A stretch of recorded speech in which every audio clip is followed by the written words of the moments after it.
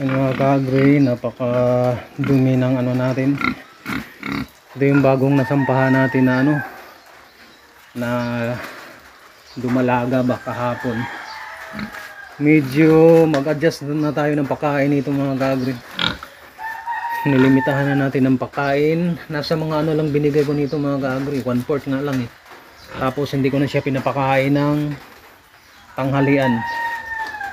Yan, napakarumi ng ano natin. Tingnan mo yung bakat ng ano kahapon mga ka-agri. Ng barako ba. Ang daming kalmot. Medyo nahirapan tayong magpaano mga ka-agri pag first timer pa ba. Napakarumi. Hindi ko na pinapaliguan to mga ka-agri. Bukas ko na paliguan to.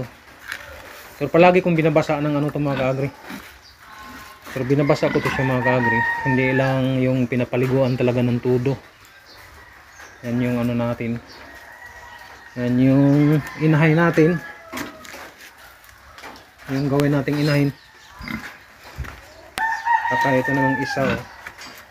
Ganun din. Yan isa natin gawin nating inahin rin mga ka-agri. Yan.